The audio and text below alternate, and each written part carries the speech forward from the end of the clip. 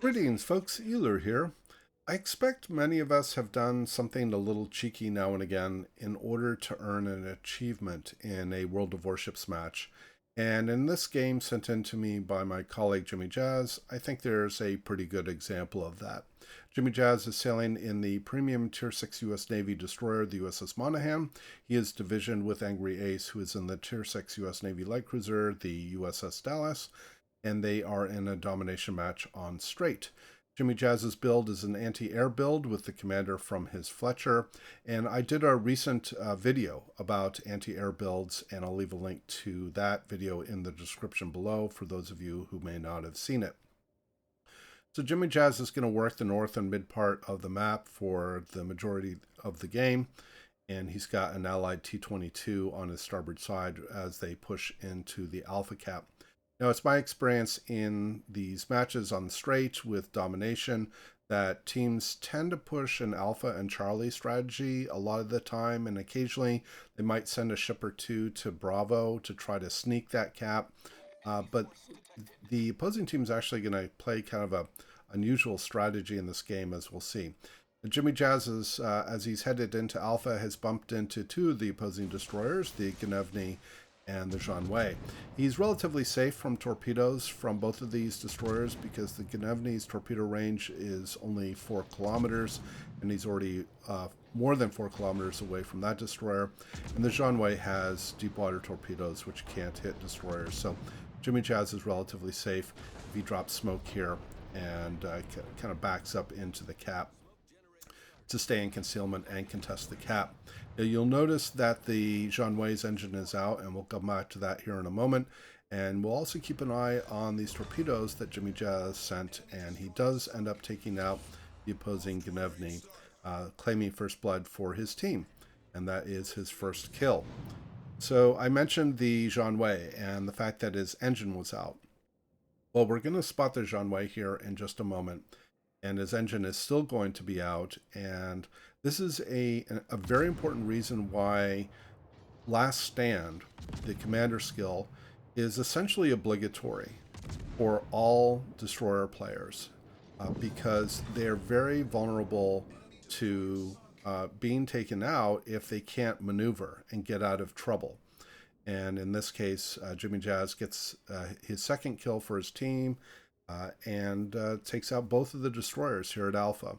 So he's going to just sit here in the smoke. Like I said, he's not really under threat from any torpedoes, and because the two destroyers on this flank have been taken down, spotting is a little less critical. He also, again, has the T-22, the Allied T-22, that's up on the Bravo line west of him that's spotting the north flank. So smoke has expired, and he's just going to sit here and grab the cap. The Monaghan is actually a very flexible destroyer. It's essentially a beefed up Farragut. It is able to mount both speed boost and defensive fire, in contrast to the majority of destroyers. They either have to choose one or the other, and in this case, it's able to mount both. It also has an unusual Bravo hull, or a B hull, in that it loses two of its main guns, the two rear guns, in order to get more AA mounts, and that makes its AA quite a bit more stout. But that loss of of main firepower is significant, and in my experience, most players don't run the Bravo hull.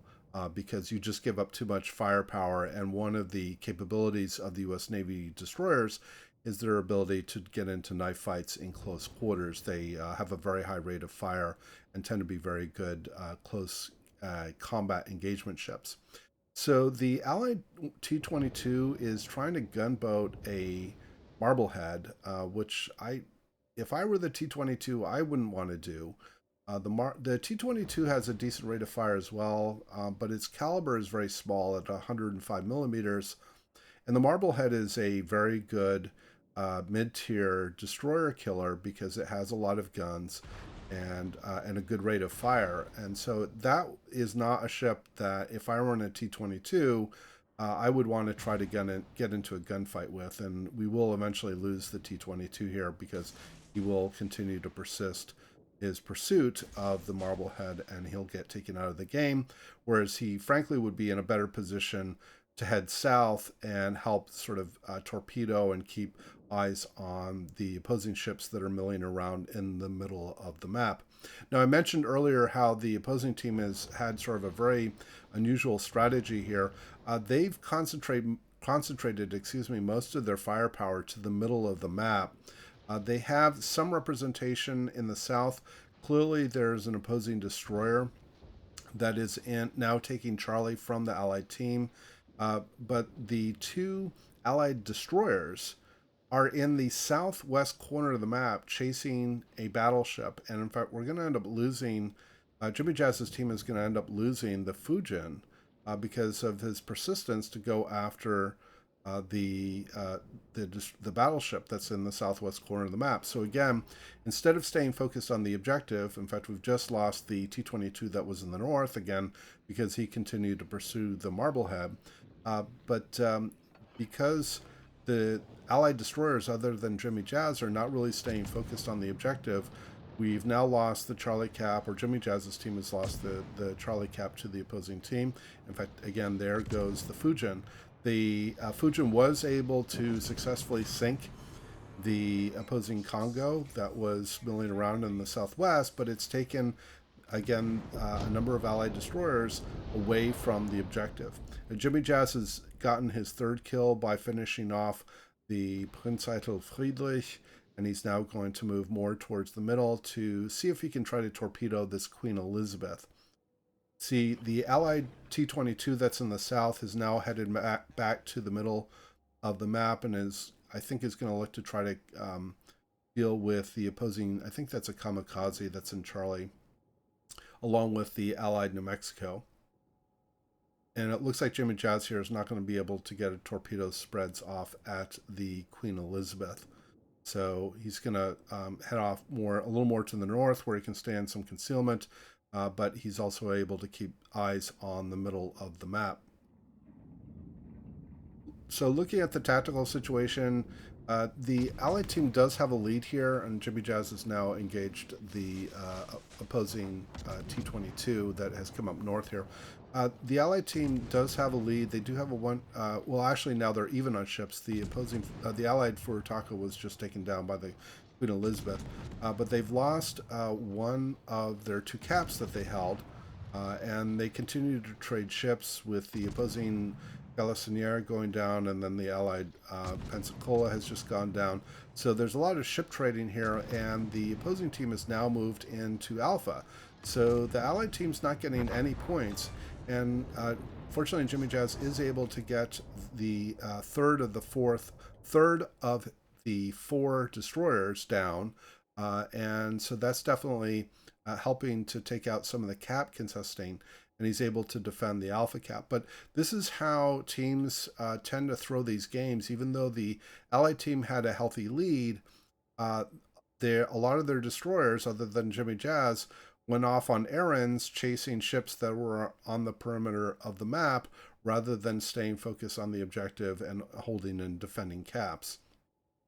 Fortunately, the Allied T-22 that was in the south was able to finish off the opposing kamikaze, so now the opposing team has no destroyers, and Jimijaz's team has now pulled out to a 3-ship lead. There's a Allied, I think, is that a Britannia, I think, or maybe a Byron that's still dealing with the Marblehead in the northwest corner of the map. Jimijaz is going to head south here to contest and keep spots on the opposing Queen Elizabeth. You'll note that Angry Ace's position in the Dallas in the East Channel is able to fire from concealment onto the Queen Elizabeth, and he is going to get at least one fire on the Queen Elizabeth. There you can see fire coming in from him on the QE. And again, Angry Ace is able to work from some concealment here. The Queen Elizabeth looks like he damage conned one of his fires, and then Angry Ace is going to get another fire on him.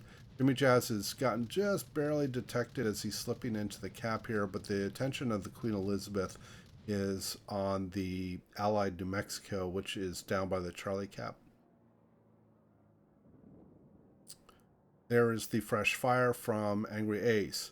So this is where Jimmy does something a little cheeky. He's got 4 kills. Sorry, my phone's going off. He's got 4 kills. He sends out a salvo of shells here and grabs the last of the HP from the Queen Elizabeth, earning himself Kraken Unleashed at just barely over 30,000 in damage. So sank 5 ships, not having done too much in the way of damage. Although, to be fair, 3 of the 5 ships that he sank were opposing destroyers, and he did indeed take a lot of their health as part of that process. But that last 5th kill was indeed a little cheeky, kind of doing some cleanup for the team. And he did kind of take that kill from Angry Ace, but at this point it doesn't really matter because it's all within the same division. Or maybe Angry Ace disagrees with that, but it's at least it's within the division, and he wasn't grabbing from other players. You'll notice Jimijaz is typing in the chat that he's the sort of doing the garbage collecting here.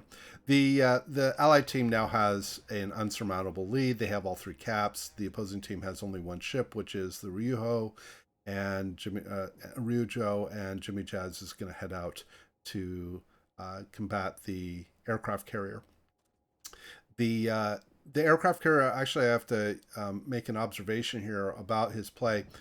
I'm very pleased to see carrier players when they have enough situational awareness to know that they need to move their ship. I see far too many aircraft carrier players kind of just keep their ships wherever they are, and they don't end up moving the ships even when they're coming under a threat, even when they're detected. Fortunately, this aircraft carrier is moving for his team, but there's not much he can do. He's getting pincered. He has opponents on 2 sides of him. There's not much he can do, and Jimijaz is just going to go in here for a point-blank kill with torpedoes and take out the Ryujo for his 6th kill, ending the game for the team.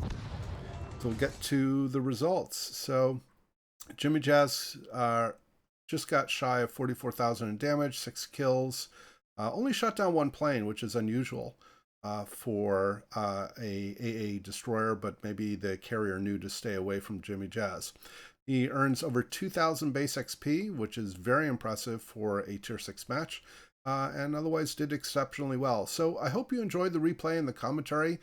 Please leave your comments below, and as always, we hope to see you out there, and we wish you happy sailing.